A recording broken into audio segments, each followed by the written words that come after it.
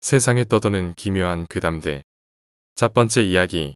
70년대 아직도 못 잊을 선생님의 마지막 방문. 1976년도의 일입니다. 이때 필자는 국민학교 5학년이었지요. 저희 아버지께선 그때만 하여도 군 장교이셨던 때라 그때 다니던 학교는 4학년 때 전학 온 곳이었습니다. 군인 가족분들은 잘 아실 겁니다. 한 곳에 그래도 오랫동안 정주할 수 있는 부사관과는 달리 장교들은 이사가 생활화되어 있죠. 그래서 저도 국민학교를 여러 군데 다녔는데 개그우먼 김미화가 입학 동기더라고요. 아무튼 그때 다녔던 초등학교는 수원에 있는 아담한 학교였었죠.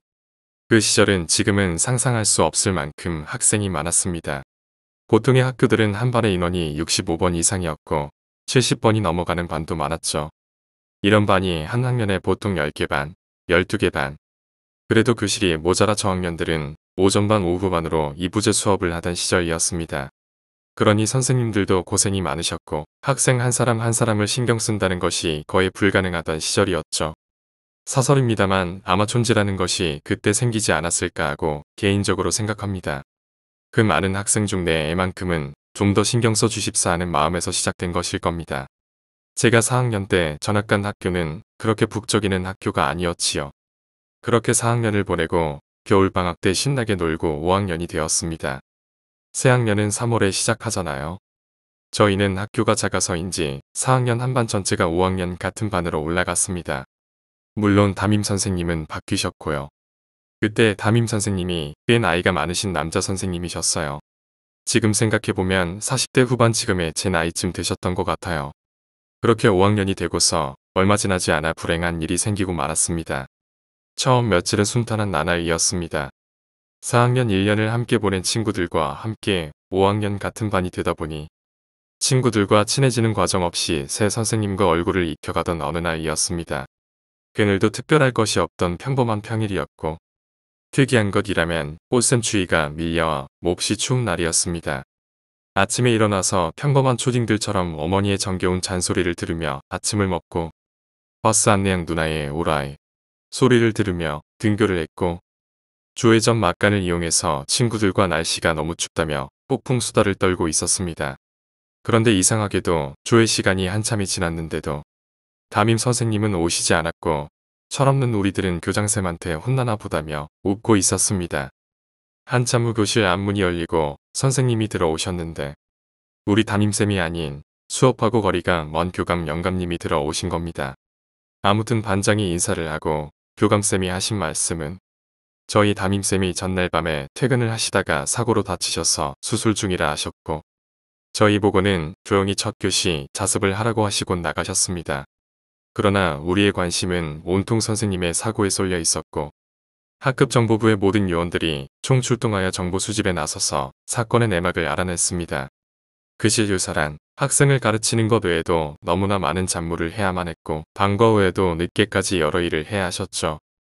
저희 담임쌤도 전날 늦게까지 잡무를 하셔야 했고 퇴근 후 평소 즐기시던 술을 한 잔 거나하게 하신 후 집에 가시다 그만 사고를 당하신 겁니다. 선생님 댁은 수원 향교 위에 있는 산비탈의 주택가였는데 평소에도 돌계단 등이 많아 위험했던 걸로 기억합니다. 갑자기 밀려온 꽃샘추위로 살얼음까지 얼은 곳을 술에 취해 오르시다가 떨어져 머리를 심하게 다치신 거죠. 그리고 지나던 행인에게 발견되시어 그 당시 수원에서는 가장 크고 시설이 좋았던 지금은 화성행궁으로 복원된 도립병원으로 옮겨져 새벽에 긴급 내수를 받으시고 의식불명 상태로 중환자실에 꽤 오래 계시게 되었습니다. 그동안 저희는 담임 없는 서름을 톡톡히 맛보았죠. 완전 아빠 없는 하늘 아래였지요. 임시 담임이 배정되었는데 별로 신경도 안 쓰시고 교감쌤이 들어왔다. 교장생이 들어왔다. 시간 남는 쌤 아무나 들어오고 우린 학교에서 완전 의붓자식 취급을 받았었습니다. 그러던 어느 날 전국의 모든 초글링들이 학년 초면 꼭 한다는 교실 환경 미화를 하게 되었습니다.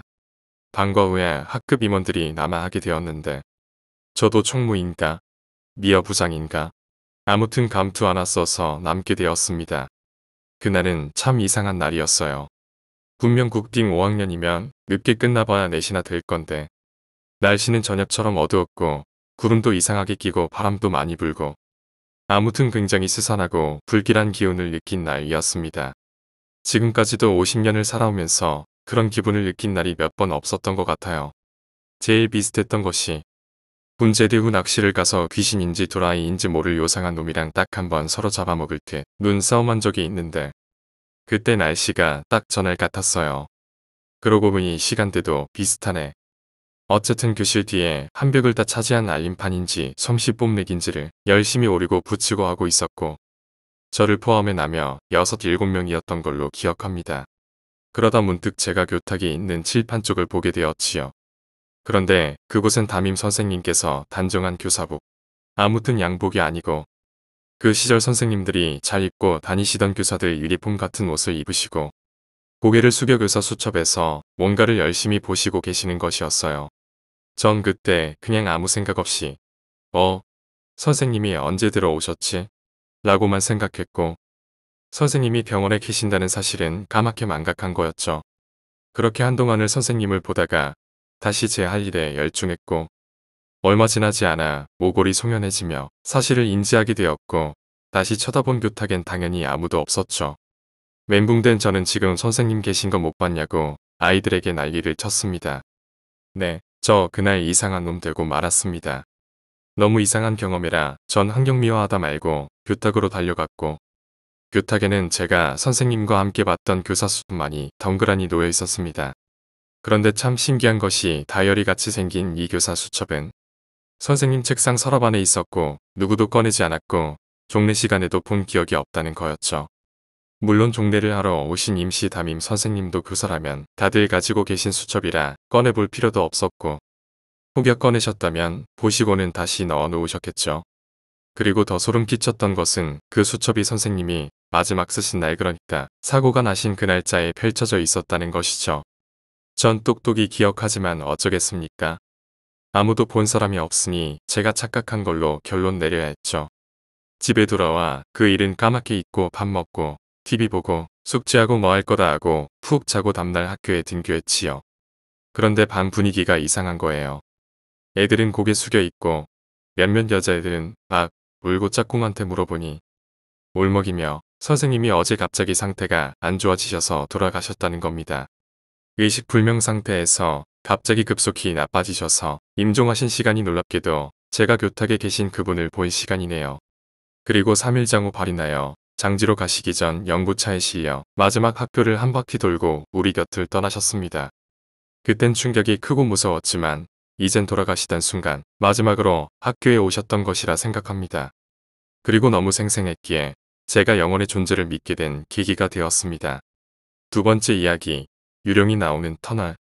이것은 내가 작년 여름에 회사 친구인 A씨에게 괴담을 이야기했을 때의 일입니다. 나의 친구의 애인의 체험에 따르면 치바의 남쪽 방면에 유령 터널이 있어서 그 사람이 장난삼아 가봤다고 합니다. 무엇이든 그 터널 안에서 차를 멈추고 플렉션을 3번 올리면 귀신이 나온다는 소문이 있다고 합니다. 그래서 그와 친구는 터널에 가서 빵빵하고 클렉션을 울렸다고 합니다. 그렇지만 아무런 일도 일어나지 않아 투덜거리며 빠져나갔다고 합니다. 하지만 터널을 나선 지 얼마 지나지 않아 브레이크가 말을 듣지 않는다는 것을 알아차렸다고 합니다. 계속해서 브레이크를 밟았지만 자동차는 결코 멈추지 않았답니다. 겨우겨우 자동차가 스스로 멈췄을 때 차에서 내려보니 그곳은 낭떠러지의 바로 앞이었다고 합니다. 그리고 그 순간 두 사람의 앞으로 하얀 손의 모습이 휙 지나갔다고 합니다.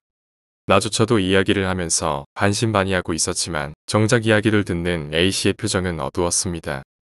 A씨, 왜 그렇게 얼굴이 어두워? 그 터널, 도쿄만 관음 근처의 터널이지. 야, 그것하고 똑같은 일 겪은 적 있어. 터널 이야기를 듣고도 전혀 무서운 감정을 느끼지 않았던 저였지만 이 이야기에는 얼굴이 하얗게 질릴 수밖에 없었습니다. 세 번째 이야기, 산 중턱의 부대. 우리 부대는 산 중턱에 자리 잡고 있어. 아픈 바다로 둘러싸여 있지. 아픈 바다고 뒤는 산속이야. 위치가 이러다 보니까 귀신을 봤다는 사람도 많고 전에서 내려온 이야기도 많아. 부대에는 위병소라는 게 있어. 위병소가 뭐냐 하면 부대에 들어오고 나가는 사람들의 신분을 조사하고 또 적이 쳐들어오는지 안 들어오는지 감시하는 역할도 하는 거지. 위병소 근무는 사수, 부사수 이렇게 두 명이 한 조를 이루어서 근무를 서는 거야. 내가 지금 해줄 이야기는 위병소에서 실제로 일어났다고 해. 그리고 그 이야기는 계속해서 우리 부대에 전해져 내려오고 있어. 새벽에 사수와 부사수, 두 명이서 위병소 근무를 서고 있었대. 둘이서 이런저런 이야기도 나누고 하면서 시간을 보내고 있었대. 그런데 앞쪽에서 스스쓱 이런 소리가 났나봐. 그래서 사수가 부사수한테 조용히 해보라고 했어. 그리고 잠시 앞쪽에 뭐가 있는 것 같다고 기다려보라고 했어. 근데 한참이 지나도 소리가 안 나는 거야. 그래서 사수는 부사수한테 한번 갔다 와보겠다고 너는 기다리고 있으라고 했대. 그리고 사수는 소리가 난 쪽으로 가서 총으로 불들을 건드려보고 이곳저곳 뒤지다가 아무것도 없는 걸 확인하고 다시 돌아가려고 뒤를 돌았대. 그리곤 부사수를 쳐다보더니 정색을 하면서 이러더래. 아닙니다. 아닙니다. 부사수는 사수가 갑자기 자기를 쳐다보고는 계속 아닙니다. 아닙니다. 이러니까 겁이 나는 거야. 그리고 사수한테 왜 그러냐고 물어보고 싶어도 겁이 나서 못 물어봤대. 그렇게 사수는 다음 위병소 근무조가 올 때까지 계속 같은 자세로 부사수를 계속 쳐다보고 아닙니다 이 말만 반복했대. 그리고 다음 근무조랑 근무교대를 하고 나서 막사 안으로 돌아갔는데 선임이 멍 때리고 환복도 안 하고 그냥 안 있었다는 거야. 그래서 부사수가 사수한테 가서 김상병님 아까 왜 계속 아닙니다. 아닙니다. 이러신 겁니까? 그러니까 사수가 하는 말이 어떤 하얀 옷을 입은 여자가 부사수를 손으로 가리키면서 죽일까? 죽일까? 계속 물어봤대. 그래서 사수는 아닙니다. 아닙니다. 계속 이런 거야. 네 번째 이야기, 텐트 밖. 이누나키 댐에 캠프를 갔을 때 이야기입니다. 댐에서 친구 몇 명과 함께 캠핑을 하게 되었습니다. 그 시기는 겨울철이어서 물이 적은 편이었기에 댐 안쪽에 텐트를 치게 되었습니다. 그리고 밤이 깊도록 술을 마셔 게다가 문득 댐의 수면을 바라보게 되었습니다. 그러자 수면에 사람과 비슷해 보이는 그림자가 떠올랐습니다. 이상하게 생각하며 옆에 앉은 친구와 둘이서 멍하니 바라보자 그 그림자가 점점 이쪽을 향해 다가오는 것입니다. 술에 취해 잔뜩 간이 커져 있던 우리는 그 모습을 보자며 그 자리에서 그 그림자가 다가오는 것을 기다렸습니다. 그 모습은 뿌옇게 흐려 보이기는 했지만 12살 정도의 어린 소녀 같았습니다. 하지만 역시 그림자가 계속 우리 쪽으로 오는 것을 보고 있자니 무서워져서 그 자리를 떠나 텐트로 도망치듯 들어갔습니다. 그리고 텐트 안에서 자고 있던 친구들에게도 그 이야기를 했습니다. 당시에는 분명 기분 탓일 거라고 생각했었지만 다음날 아침에 한 친구가 유령을 봤다며 떠들어댔습니다. 그 친구는 자던 도중 바위에 눌렸는데 눈을 뜨자 수면에 떠 있던 것과 같은 물그림자가 엄청난 수로 텐트를 둘러싼 채 웅성이고 있었다고 합니다. 해가 뜰 때쯤에야 겨우 가위가 풀려나 텐트 밖으로 뛰쳐나갔는데 거기에는 아무것도 없었다고 합니다. 5번째 이야기, 한밤중에 신음소리. 훈련소에서 집으로 돌아가는 걸 포기하고 훈련소를 수용하는 마음으로 난 이제 죽었구나 라고 생각했던 2주차의 초기였습니다.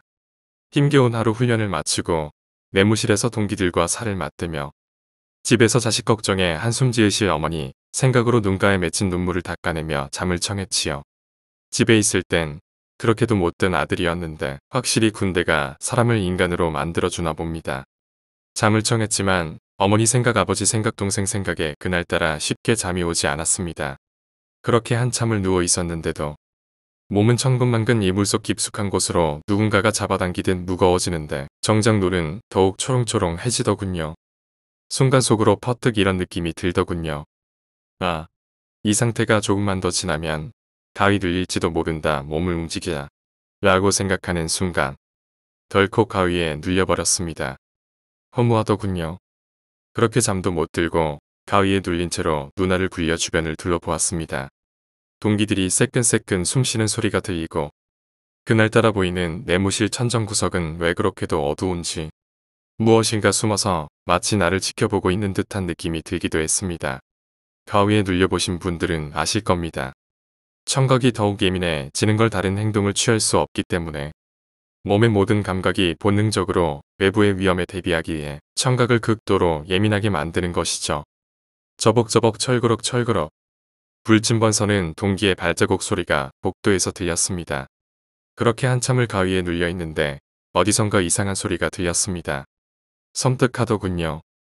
온몸에 소름이 돋았습니다. 이 야심한 밤에 어디선가 들려오는 낯선 고통에 찬 신음소리에 식은땀이 나기 시작했죠.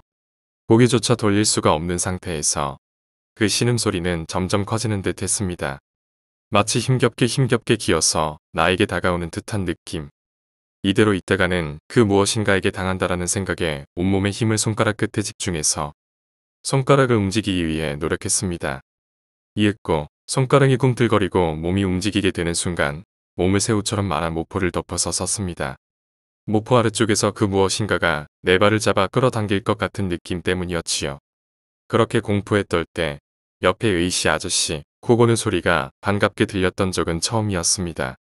생전 처음으로 밤의 낯선 신음소리 덕분에 잠을 제대로 이루지 못했죠. 그렇게 힘겹던 밤이 지나고 다음 날이었습니다. 가뜩이나 다크서클이 진해 눈화장한 게 아니냐는 의심을 받았었는데 간밤에 잠을 설친 후로 다크가 더욱 짙어졌더군요. 그런 날을 보며 동기들은 간밤에 누구와 싸웠냐며 놀려댔고 전 간밤에 겪었던 공포에 대해서 이야기해줬습니다. 이전 편에도 말했었지만 동기들이 저의 번뜩이는 신기에 한두 번 놀란 것이 아니어서 마치 아프리카의 부족장처럼 본다는 내용 기억하실지 모르겠네요. 다들 심각한 표정으로 제 이야기를 듣더니 한 동기가 말했습니다. 나도 그 소리 들었는데 난 그냥 누군가 달밤에 체조하는 소리로 생각했었는데 이 얘기를 듣고 보니까 체조하는 소리치고는 너무도 보통의 찬소리였어. 그러자 다른 동기들 너도 그 이야기에 서로의 눈을 바라보며 오싹한 표정을 지었습니다. 나도 뭔가 어렴풋이 듣긴 했는데 난 잘못 들은 건 줄 알았는데 라는 실토성 발언이 쏟아지고 그 신음소리의 정체는 환청이 아닌 현실로 인정받기에 이르렀죠. 집단의 무서움 이야기의 방향이 공포스럽게 몰아지자 모두의 얼굴엔 두려움이 가득했습니다. 그 소리를 들어보지 않았던 동기조차도 그 공포의 소리에 짓눌린 느낌이었지요. 더군다나 8월의 기온치고는 한밤엔 이상하리만치 기온이 낮은 이 훈련소는 분명 범상치 않은 느낌들을 주었습니다. 드디어 그날 밤이 오고 저와 몇몇 동기들의 경험담은 내무실에 작은 공포감을 가져다 주어 쉽게 잠을 이루지 못하는 동기들이 생기기 시작했죠. 몇몇은 도란도란 이야기를 하고 그 소리의 정체를 밝히기 위해 깨어있던 동기들은 낯선 소리를 듣기 위해 귀를 기울였습니다.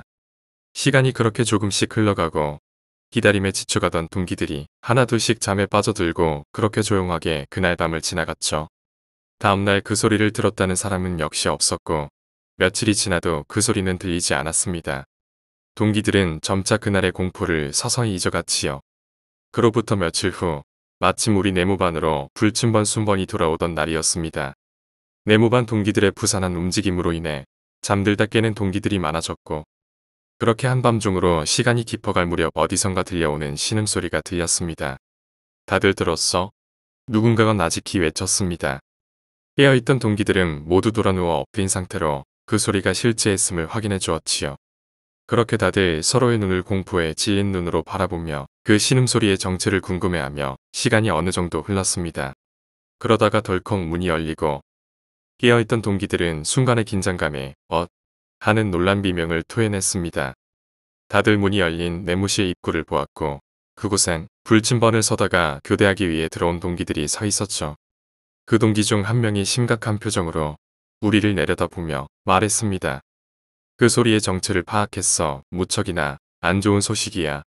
다들 궁금함에 그 동기를 보챘고 그 동기의 이야기는 이랬습니다. 신음소리에 대한 공포가 남아있던 그 동기는 무서운 마음의 긴장을 풀지 못하고 복도를 돌아다니며 불침번을 서고 있었답니다. 시간이 어느 정도 흐르고 서서히 긴장도 풀려갈 찰나 어디선가 신음소리가 들렸다더군요. 공포에 질려 머리끝이 쥐혔었지만 이내 철커덕하는 문 닫는 소리와 함께 그 신음소리가 사라졌다고 합니다. 순간 이 동기는 그 소리가 들려왔던 곳으로 서서히 걸음을 옮겼다네요. 그곳으로 가까이 다가갈수록 미약하게만 들렸던 신음소리가 점점 커지고 그 소리가 나는 곳의 정체는 다름 아닌 샤워실. 조교들이 사용하는 샤워실이었던 것이죠. 동기가 샤워실 근처를 서성이며 샤워실 안의 소리에 귀를 기울였답니다. 반복적으로 신음소리가 들려오고 그 사이로 들리는 낯익은 목소리. 야, 그것밖에 못해? 네가 너무 무르게 하니까 애들이 제대로 못하는 거 아냐. 악마가 되란 말이야, 악마가. 동기의 이야기를 정리하자면 이랬던 거죠. 그 소리는 쫄병 조교가 기합을 받는 소리였답니다. 여러 고참들이 기합을 주다가 샤워실을 나서기 위해 문을 열게 되면 순간적으로 그 소리가 밖으로 새어나가 들리게 되고, 제가 들었던 그날따라 문을 제대로 닫지 않아서 그 소리가 끊임없이 들렸던 거죠. 그러한 사실을 이전에 불침번을 썼던 내무반들은 알았지만 저희 내무반은 제 신기에 대한 신망이 두터워 역으로 공포감을 주게 되었던 거고요. 그리고 덧붙이자면 조교도 사람이고 훈련병들과 비슷한 연령대인데 왜 살갑게 대해주고 싶지 않겠습니까? 제 정신인 사람이라면 친하게 지내고 싶고 편하게 지내고 싶은 게 인지상정이죠. 그런데 조교 중엔 유독 독종처럼 구는 조교가 있었습니다. 소리도 짜증날 정도로 지르고 기합도 유달리 악독하게 주고, 우리는 그 조교를 독종이라고 하며 다들 피하게 되고 미워하게 됩니다. 그런데 그 역할을 하는 조교는 주로 막내들이 한다네요. 헌데 그 막내들이 무르게 하게 되면 조교들이 훈련병에게 얕잡아 보이게 되어 막내 조교의 악이 뻗치게 만들어 놓는 거죠. 그렇게 신나게 굴리고 나면 다음날 훈련병들의 고단함은 말을 할 필요가 없답니다. 아주 악이 맞춰서 훈련병들을 대하게 되니 분위기는 더욱 공포스럽게 되고요. 사실 우리 때도 꾀꾀기라 불리는 조교가 있었습니다. 정말 짜증나는 조교였죠. 굴리는 정도도 그렇고 고함치는 거 하며 훈련장에 선 사람으로 안 보였습니다. 그런데 그 조교가 우리 의무 조교였거든요. 개인적으로 보면 왜 그렇게 착한지 전 그 조교가 이중인격인 줄 알았습니다. 헌데 나중에서 이러한 사실들을 접하고 보니 안쓰럽다는 생각이 들더군요. 물론 그러던 생각이 훈련장에서만 상대하게 되면 이내 바뀌어 죽여버리고 싶었지만 그렇게 다들 내막을 알게 되었고, 그 소리가 들리던 날 밤은 더욱 깊은 한숨을 쉬며 쉽게 잠을 이루지 못하게 되었습니다. 아, 내일 또 죽었구나라는 생각에. 저요? 전 신기하게도 그 소리만 들리면 가위에 눌렸고 또 다른 헛것이 더욱 많이 보이더군요. 6번째 이야기, 무엇을 본 걸까? 그 안에서 한순간의 공포감을 느껴보신 적 있으신가요? 실오라기 하나 걸치지 않은 상태에서 알몸으로 물을 맞으며 서 있는 상태에서 오는 찰나지간의 소름끼침. 그 순간이 정말 무서운 이유는 내 몸을 보호해줄 단 하나의 도구도 갖추지 못한 채 내 스스로를 내 몸으로만 보호해야 한다는 막연한 두려움 때문이 아닐까요? 인간은 홀로는 살아가기 어려운 존재랍니다. 그런 연약한 존재가 그 무엇의 도움도 받을 수 없는 곳에서 막연한 그 무엇인가와 대적해야 한다는 점. 이게 바로 모든 공포심의 근원이 되는 상황이지요.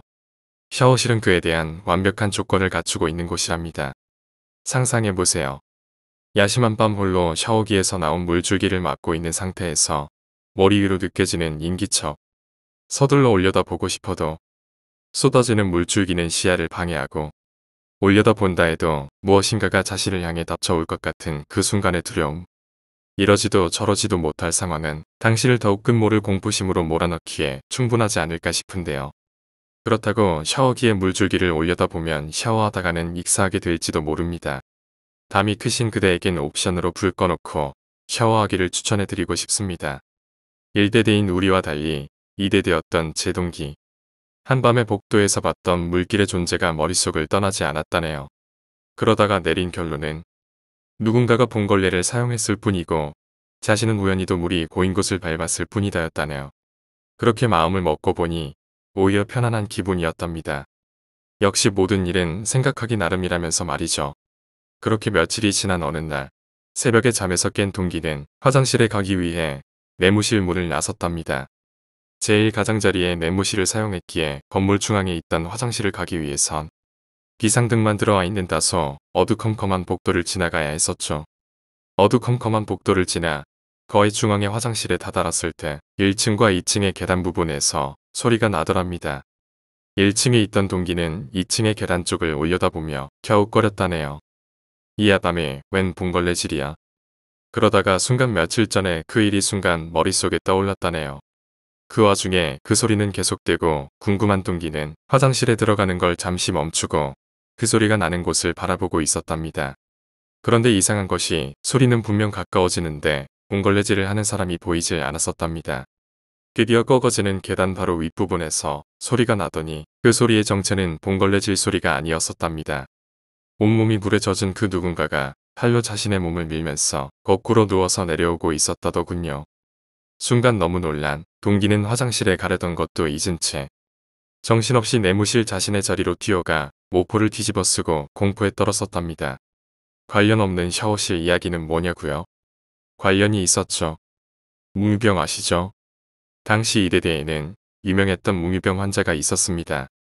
그런데 특이했던 건 잠을 자면 항상 샤워실에 갔다 왔다네요. 혼자서 말이죠. 그러고는 흠뻑 젖어서 네모반 건물 복도에서 누워서 잠들어 있었답니다. 아, 물론 샤워실 문은 밤에 잠궈 놓습니다. 대체 어디서 젖어오는 건지 이야기가 끝인 줄 알았죠? 아닙니다. 그 일들을 겪었던 제 동기는 그게 물이 아니라고 확신했었는데요. 이런 이야기를 했었습니다. 당시 다들 그 인간 봉걸레와 몽유병 동기를 동일시하던 분위기였죠. 그런데 그 동기가 절대로 아니라고 주장을 하더군요. 절대 아니야. 그럴 수가 있겠냐? 너 같으면 계단을 누워서 내려오는 게 가능하겠어? 나 같으면 아파서라도 깨겠다.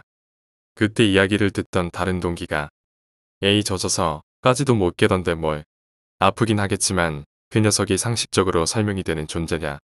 아냐, 난 지금도 내가 잘못 봤다고 생각 안 해. 내려오던 게 나와 순간 눈이 딱 마주쳤단 말이야. 분명 눈 뜨고 있었다고. 저기 몽유병이라고. 눈 감고 돌아다니진 않아. 눈 뜨고 다녀야 보이지. 아, 그래. 근데 상식적으로 어떻게 누워서 계단을 팔로만 내려오냐.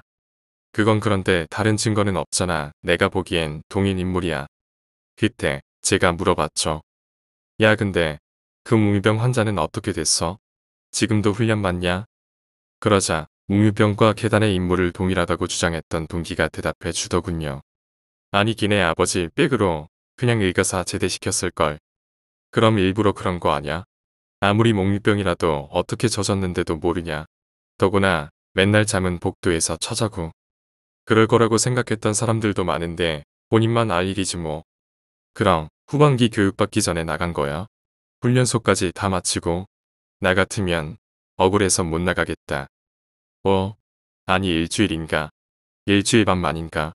날마다 물에 젖어서 복도에서 잤으니 뭐 더 큰 사고 생기기 전에 제대시킨다고 1주차 적응 훈련할 때 바로 보냈는데.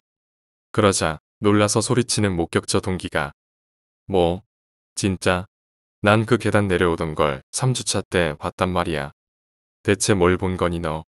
다들 멍하니 앉아서 그 녀석의 벌어진 입과 공포에 흔들리는 눈만 바라보다 순간의 소름에 몸서리를 쳤던 기억이 나네요. 7번째 이야기, 재봉실의 여자아이. 이 이야기는 한 친구가 초등학교 시절 겪었다고 하는 이야기입니다. 초등학교 6학년 때 학교에 괴담이 유행하던 시기였습니다. 그리고 그날은 13일에 금요일이었다고 합니다.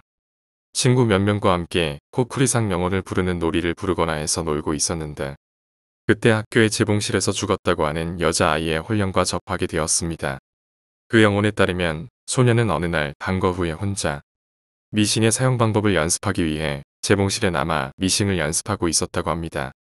하지만 물건을 떨어뜨려 미싱의 밑에 들어간 순간 미싱이 머리에 떨어져 죽고 말았다고 합니다.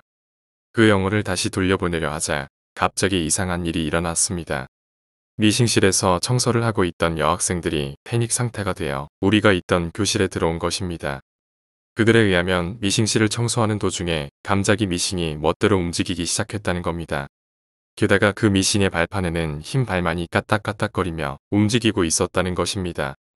옛날에는 발로 발판을 밟아 미싱을 돌리는 방식을 사용했다고 합니다. 다행히도 코쿠리상으로 나와 있던 소녀의 영혼은 아무런 해코지도 하지 않고 조용히 돌아가 주었지만 그 이후 교실에서는 이상한 현상이 일어나곤 했습니다.